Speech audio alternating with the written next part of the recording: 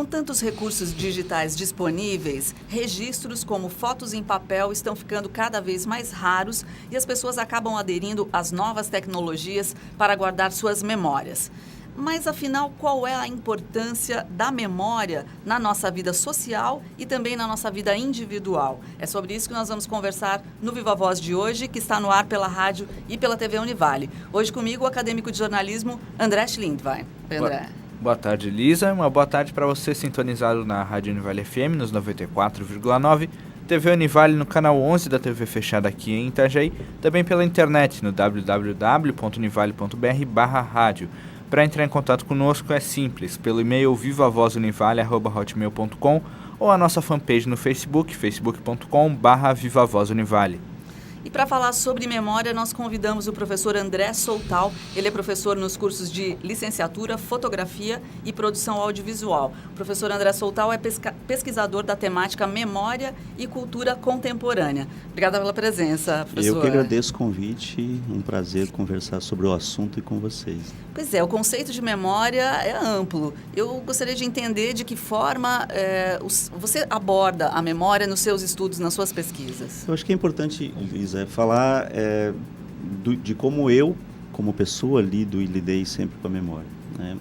Eu acabei indo para um curso de História, numa graduação em História, exatamente porque eu tinha uma preocupação grande com isso já com a adolescência. Eu tinha uma família, eu tinha um grupo de pessoas no bairro em que eu morava, personagens extremamente estranhos, quase personagens de contos fantásticos, né? E a partir disso eu convivia com essas pessoas, que ia de uma pessoa que usava um óculos vermelho e muitas roupas coloridas a uma outra que morava encerrado no meio do mato. E essas pessoas me eram curiosas já como criança e como adolescente. Quando tu começa a entrar em contato com isso já na graduação e na vida de academia, tu tem uma outra relação, né?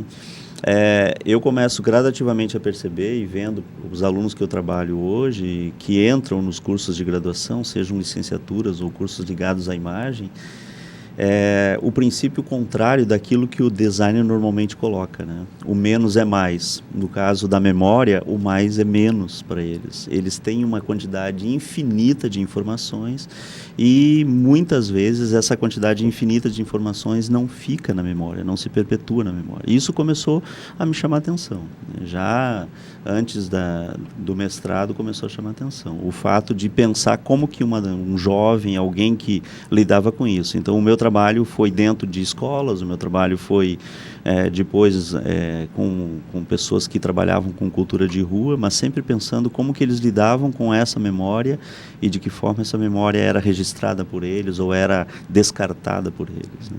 Esse foi o princípio. E qual que é o papel da memória no desenvolvimento pessoal e social? Bom, se você pensar que qualquer um de nós, como ser humano, tem um local de moradia, nós somos habitantes de um espaço. Mas, de qualquer forma, nós nos fazemos pessoas exatamente por aquilo que nós sentimos, pelo nosso estado sensível com o mundo, que vai todos os órgãos dos sentidos aí.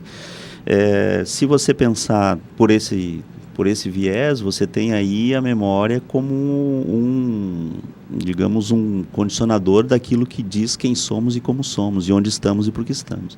Então, esses suportes, por exemplo, esses locais de memória que a gente tem, podem ser em todos os órgãos sentidos. Se eu perguntar para um de vocês ou para qualquer uma das pessoas que está nos assistindo ou nos ouvindo, qual música você, ao escutar, relembra de alguma coisa, num amor antigo que não aconteceu, e etc, etc. Você come um pão e lembra do pão da casa da bisavó, da avó, que era feito no interior. Você sente um cheiro de perfume e você lembra de algum ente querido que morreu. Ou seja, esses suportes é que vão te fazendo como pessoa, consecutivamente vão te construindo como um ser sensível com o mundo. A memória, então, tem uma relação muito importante com isso. Essa constituição de quem somos e como nos construímos como humanos.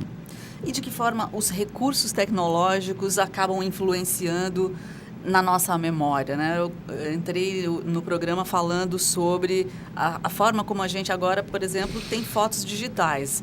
E as fotos digitais normalmente estão em dispositivos, né? Pequenas memórias, que não são as nossas, né? E de que maneira isso acaba interferindo nessa nossa memória? Sabe, Lisa, se você pensar isso como um paradoxo, vamos dizer, né? Se a gente pensar na lógica de que nós, nos últimos 20 anos, nunca fomos tão obcecados por arquivos. Se você olhar o teu computador, está cheio de arquivo, o meu, o do André também está, todos os computadores estão cheios de arquivos e gradativamente a gente entope literalmente esses computadores, esses equipamentos de arquivos, que vão de arquivos fotográficos a sonoros. E quanto mais a gente guarda, menos a gente lembra do que tem lá. Então, assim, você precisa de alguma coisa que é para a tua aula, que é para distribuir, entregar para um amigo, compartilhar com alguém na rede social, você não sabe onde colocou aquilo.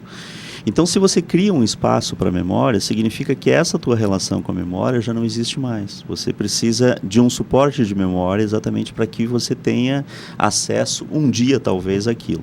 Então, acaba virando gavetas que você se perde nelas muitas vezes. Eu, particularmente, sou super perdido com elas, né? No mundo digital. Muita gente deve estar se identificando. Até porque eu sou de uma geração muito mais analógica do que digital. E um trabalho que começa, uma história que eu lembro, assim, que começa a me provocar sobre isso, foi um dia em que um casal de amigos fez uma festa clássica de 15 anos para sua filha. E a filha fez todos aqueles processos tradicionais da festa de 15 anos, né? Dançou a valsa, fez o brinde, fez as fotos com a família, fez as fotos com os avós, etc, etc, etc. Colocaram na máquina fotográfica, vai para casa de madrugada depois de sair da festa, deixa a máquina fotográfica do lado do computador para descarregar no dia seguinte. No dia seguinte, acorda de manhã cedo a irmã, e a irmã, vendo a máquina ali, acha que o pai ou a mãe já tinham descarregado essas fotos no computador. Ela quer viajar, quer ir para a praia, quer ir para outro lugar, ela pega aquela máquina, aperta o botão de deleta e deleta todas as imagens dos 15 anos da irmã. Isso vira uma conversa de família que, ao mesmo tempo, registra como que, por exemplo, nós, de alguma forma, temos tratado com isso, né? A gente tem uma infinidade assustadora de informações e, gradativamente, apenas um detalhe técnico pode destruir completamente isso. O teu HD pode não acontecer. Aqueles encontros de família que você tinha antigamente, que reunia para olhar fotos de família e dar risada do cabelo do outro, hoje exige um suporte. Se não tem suporte, não existe ela. Você tem acesso à memória se você tiver o conhecimento da linguagem que o suporte técnico te pede, né? Agora, deixa eu só fazer uma parte. Não sei até que ponto existem estudos sobre isso, mas no seu entender, existe uma relação, então, entre a quantidade de memória tecnológica, vamos dizer assim, arquivos mesmo, digitais que a gente tem, de uma certa maneira está nos deixando mais passivos em relação à nossa própria memória? Ou seja, eu relaxo enquanto a minha memória cerebral, porque eu sei que eu tenho HDs e, enfim, vários arquivos já. Como é que você vê isso? Eu acredito que a neurociência, por exemplo, tem trabalhos nesse sentido. Eu não sou da área, não entro nele, mas assim, eu já ouvi muitas informações sobre isso. O que me chama atenção, basicamente, são as formas as dinâmicas sociais, a forma que a gente representa as coisas vão se constituindo. Então eu fico pensando que é um paradoxo tremendo quando a gente tem uma geração que adora, por exemplo, objetos retrô, adora objetos vintage, né, que é uma recriação de um tempo, e ao mesmo tempo vive numa enlouquecedora velocidade. Esse processo paradoxal, ao mesmo tempo que constrói uma vida louca, maluca, corrida e etc., precisa ou necessita de um objeto para que tenha uma ligação com memória. Isso talvez explique o que você está me dizendo, talvez seja uma consideração, mas assim, se há um relaxamento, eu não saberia dizer. Mas nós precisamos do objeto como um signo de memória para que a gente consiga se sentir como parte de um tempo, né? Até nessa questão de pessoas que colecionam coisas antigas, ou enfim, tem pessoas que colecionam isso porque lembra a época que ela viveu. Mas tem pessoas que têm um apreço por isso, enfim, mas não viveram essa época. Isso seria tentar ter uma memória de um passado que ela não viveu, mas que gostaria de ter vivido? Bom, se a gente se supõe que a gente precisa criar um espaço, um lugar para a memória, a gente já tem uma relação mais difícil com ela, né? A gente lembra daquele músico da década de 80 do século XX, quando ele dizia numa música lá: nós somos, ou vivemos, ou estamos num museu de grandes novidades. Então a gente tem constantemente uma série de informações, uma série de situações, questões acontecendo no dia a dia, que a gente precisa ter essas memórias postadas e colocadas. Um colecionador é uma coisa, um museu é outra coisa, né? A gente não pode, André, confundir, por exemplo, história e memória. Sim. Nós temos relações diferentes com elas, né? A memória é uma coisa muito mais espontânea, eu diria assim, está cada vez mais difícil a gente ter uma memória espontânea. E a história não, é uma narrativa muito bem escolhida, selecionada, às vezes com um ponto de vista muito subjetivo daquilo que se dá. Então, quando você me pergunta de alguém que coleciona objetos para se sentir em um tempo, essa pessoa, na verdade, está suspensa, sim, entre dois tempos, mas, de alguma forma, essa memória que chega pelo objeto é o mesmo fato que eu digo com relação à necessidade de se criar um objeto retrô. O objeto que está ali exige, eu exijo que esse objeto esteja ali para que eu possa ter uma relação com a minha memória. Então, a memória já não existe efetivamente. André, o que é mais importante nos estudos relativos à memória? Nossa, que pergunta complicada de responder, mas assim, são tantos recortes, né? Eu fiquei pensando enquanto vinha para cá de uma coisa que eu não me preocupei, que poderíamos nos preocupar, por exemplo. Você tem a memória trabalhada pela neurociência, você tem a memória trabalhada pelos antropólogos, como é que índios da Amazônia, como é que povos primitivos trabalham com a memória. Primitivo é uma palavra estranha, mas enfim. Mas quando você pensa, por exemplo, que grupos africanos não têm determinadas palavras que associem com lembrança ou com memória, porque eles vivem de uma outra forma isso, né? É diferente de você ouvir falar, por exemplo, e a gente tem essas situações em cidades interioranas, em grandes cidades. Eu já presenciei isso porque me chama a atenção. Aquela velhinha que perdeu o marido e que continua de luto, né? Ela está lá sentada num tempo e não tem o tempo presente dela.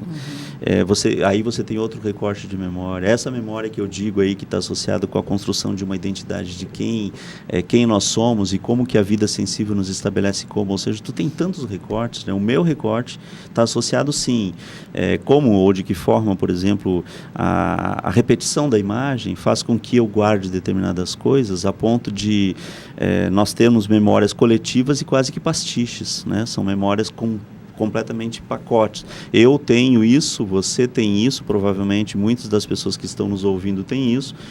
Tem lá uma foto de um batizado, tem lá uma foto de um casamento, tem lá uma foto de um ritual de passagem. Essas memórias que se repetem, né, muitas vezes entre a gente. Aí você me faz pensar no papel da mídia, né? De que forma, então, a mídia, em termos gerais, o jornalismo, a mídia, acabam influenciando na nossa memória pessoal e, lógico, na memória social também, né? Como é que você vê isso? E a gente tem um outro porém, né? Eu também não sou da área, mas sou um sagaz consumidor de coisas, que vai de jornais a revistas e a televisão e internet, né? Mas eu fico vendo, num passado não muito distante do país, como é que eram, por exemplo, os programas de entrevista na televisão, né? E como os programas de entrevista são hoje, né? A quem se remete a pessoa, né? Você provavelmente poderia dizer muito melhor que eu, porque é da tua área, mas assim, se você pensa um programa que vira um showman e o entrevistado brilha muito menos do que o entrevistador. A mídia vai gradativamente construindo modos de enxergar pessoas e não enxergar a espontaneidade da memória, né? Outros aspectos que dizem respeito a isso é quando eu vejo, lá na década de 60, nós tínhamos a pop art que brincava com a repetição da imagem e dizia constantemente que uma imagem muitas vezes repetida acabava ficando como registro. E você pode pegar a quantidade de imagens que a gente tem repetidas e muitas vezes trabalhando com clichês e observe, por exemplo, que jovens de 18, 19, 20 anos, com 2 décadas de vida, que já nasceram com a internet, como que eles lidam, por exemplo, com o guardo, com o registro das coisas. Isso gradativamente, óbvio, vai mudar, tem mudado. Meus filhos que têm essa idade, anteriores, pensam a memória de uma forma diferente da minha geração, claro. Muito interessante a gente parar para pensar na memória, né? Eu acho que a temática é muito bacana. A gente vai fazer um intervalinho, mas já voltamos com o professor André Soltal.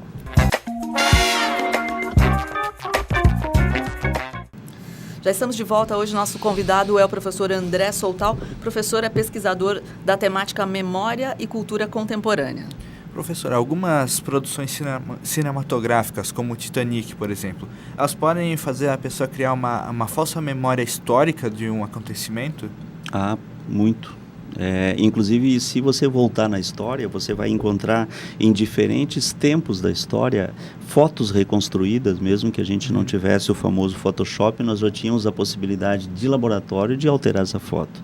Você encontra, por exemplo, a Revolução Russa, a foto retirando determinados personagens porque eram contrários ao regime. Sim. Você encontra filmes feitos no período nazista que reconstrói a ideia de um grande herói como Hitler.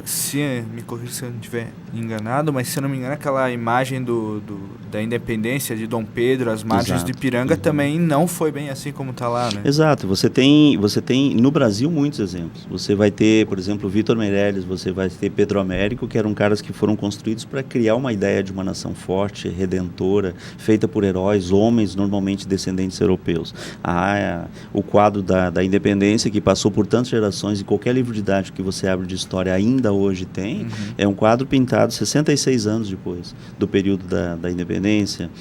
Naquele quadro você só encontra situações que podem te provocar uma série de criações simbólicas de um período que não existiu. Você está acontecendo em plena Serra do Mar, o fato. Você tem cavalos lindos e brancos naquele período em que a Serra do Mar só permitia mulas para poder aguentar aquilo. Você tem uma guarda lá que usa um uniforme que não existiu, só existiu em 1889. Ou seja, você tem várias situações que ali podem ser questionadas. E aí você vai encontrar a primeira missa como uma referência até semiótica de como e onde coloca a cruz, qual é a luminosidade do quadro, quem fica no limbo do quadro, fica no escuro do quadro. E quando você fala, por exemplo, de cinema, você lembrou de Titanic, mas você pode lembrar de muitos outros. Sim. Eu fico lembrando a Leni Riefenstahl, que é uma cineasta que produziu filmes com apoio nazista para construir a ideia de que Hitler era um salvador, né? Dar ao Hitler uma redenção de salvação. A primeira imagem de um filme dela, o avião descendo das nuvens, chegando em Nuremberg, e ele descendo do avião aplaudido e pessoas chorando. Essa construção cinematográfica de uma personagem constrói, obviamente, representações do que deveria ser. Ou seja, vem de uma ideia, produz subjetividade. E aí a gente entra naquela discussão, você mencionou a questão da história, do registro histórico, Nietzsche criticando essa visão de registro de memória como a verdade, né? Explica um pouco melhor para a gente. A gente tem muitos viés de conversa sobre isso, mas assim, na história existe a narrativa histórica. E quando você fala de narrativa, você está falando de uma escolha subjetiva e muitas vezes teórica. Então, se você tem uma escolha determinada que estabelece muitas vezes que um determinado personagem da história foi herói, e você por muitos anos, vamos supor na história do Brasil, acreditou que Princesa Isabel foi uma heroína importante para escravos, e Zumbi foi demonizado.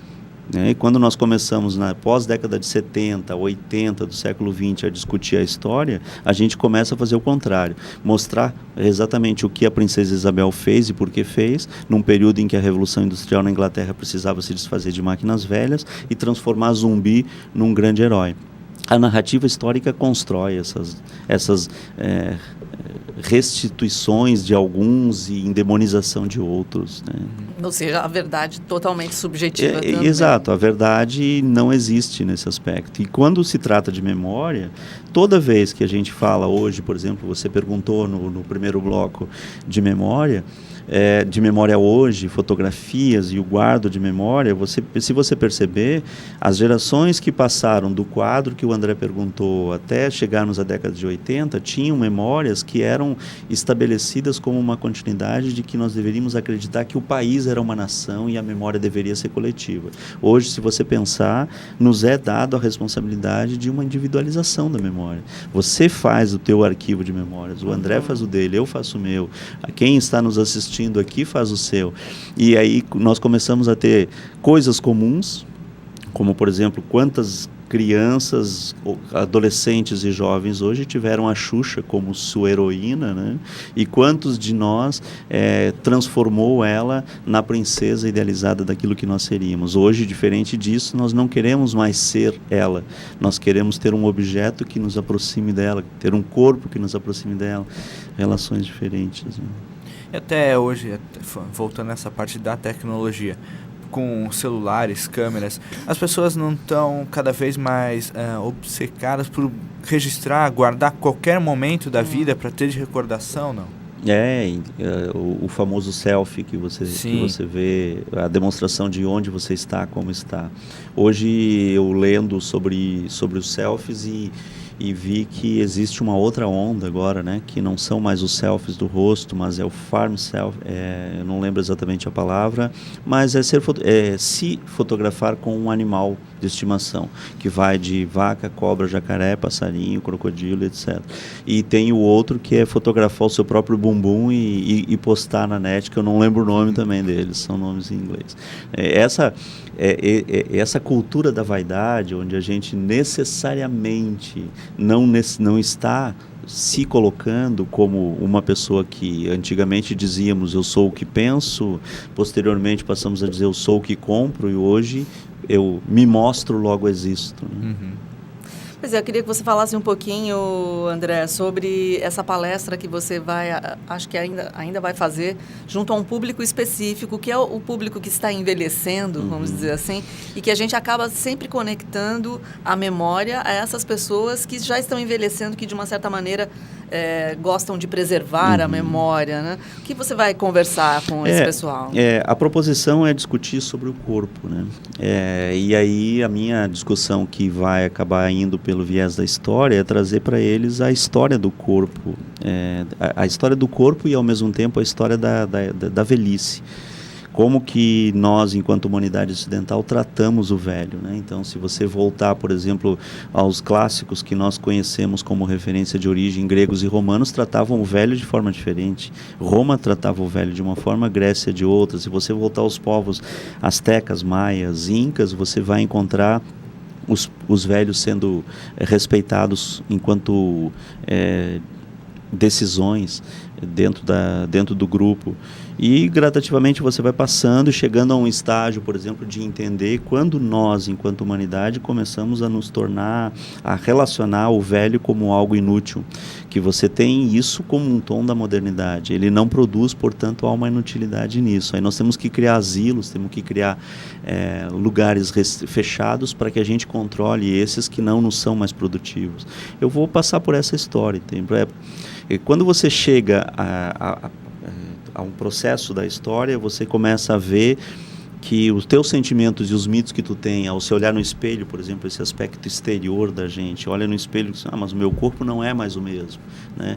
Mas o teu corpo não é mais o mesmo, mas assim, nós temos fases da idade completamente distintas. Será que a gente não tem que se incomodar como adolescente, quando a gente está cheio de espinhos? Chega uma fase da idade que a gente se incomoda também. E a capacidade que essas pessoas têm de relembrar e rememorar coisas num período de 50, 60 anos, que a história do Brasil foi super intensa, nós tivemos uma ditadura, tivemos uma abertura, tivemos eleições, tivemos tanta coisa em matéria de política como em matéria de cultura, que vai da Tropicália, eu estou falando em matéria de 60 anos, 50 anos aí, né? Vai da Tropicália ao funk aí, os caras presenciam tudo isso. Então, assim, eles têm uma série de referências bonitas e muitas delas poéticas até. E um aspecto que eu acho que é importante nesse sentido, eu acabei optando por um recorte com eles, que também me é importante, que é pegar algumas pessoas que só começaram a ser conhecidas depois de por exemplo, Cora Coralina, né? Uma poeta de Goiás, 75 anos foi a primeira vez que ela publicou um livro, e Cora Coralina ficou como referência da poesia. Então, assim, esse mito de que o velho não é produtivo, isso acho que nós já estamos vencendo, ainda bem, e aí a palestra é para isso, né? Bacana. Até nessa questão que tu falou dos registros, enfim, existe um meio que é mais fácil para a pessoa lembrar, seja, por exemplo, de um livro ou TV, rádio, enfim, tem algum meio que consegue trazer uma maior recordação para a pessoa ou isso depende também? Eu acho que as coisas são por pessoas, sabe? É muito singular. A única coisa que, no meu caso, eu preocupo sempre é que pela efervescência de informações que se tem, e pela velocidade com a qual a gente tem, a grande maioria dos meus alunos, no caso aqui da Univale, tem uma grande dificuldade de abstrair olhares singulares sobre as coisas que vêm. Isso sim é preocupante. Agora, o modo que cada um lida, você aprende de um jeito, eu de outro, cada um se relaciona com ela ao seu modo e à sua forma, né? Quando você estuda, se você tem que estudar lendo em voz alta, se você escuta, cada um à sua forma, é bem individual. Mas a minha preocupação mais é nesse sentido. O excesso de informações e a dificuldade de ter olhares tranquilos, calmos, singulares, que produzam conceitos próprios, e isso afeta muito a memória. André, pegando essa tua linha, já para a gente encerrar o programa, a gente tem 1 minuto, queria que você fizesse algumas considerações e até, se fosse possível, conversar com as pessoas que estão acompanhando o nosso programa. O que você gostaria de que essas pessoas parassem para refletir em relação à sua relação com a memória? Acho que uma das coisas importantes para dizer, Lisa, nesse sentido, e como é um programa que muita gente olha e presencia e talvez se interesse pelo tema, é só você começar a prestar atenção, por exemplo, nos tipos de doenças que a gente tem hoje. Desespera as pessoas o estresse, as pessoas ficam nervosas e preocupadas com a correria do dia a dia, ficam com estresse, as pessoas têm medo de ter o Alzheimer, por exemplo, e se você rememorar num curto espaço de tempo para quem está assistindo e diga assim, o que você faz para que a tua memória não fique preguiçosa, simples assim.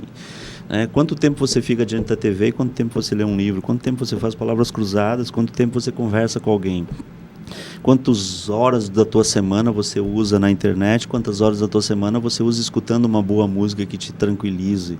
Esses movimentos de ativar partes do cérebro que a gente consecutivamente tem deixado alguns e priorizado demais outros. E isso tem se tornado emburrecente, literalmente, né? Eu acho que essa é a grande lição sobre memória. Muito bacana. É isso, a gente quer agradecer a sua presença. Conversamos com o professor André Soltal. Lembrando que ele é professor dos cursos de licenciatura, fotografia e produção audiovisual. Muito bom, obrigada. Eu agradeço. Muito obrigado. É isso aí, o programa de hoje fica por aqui e até o próximo.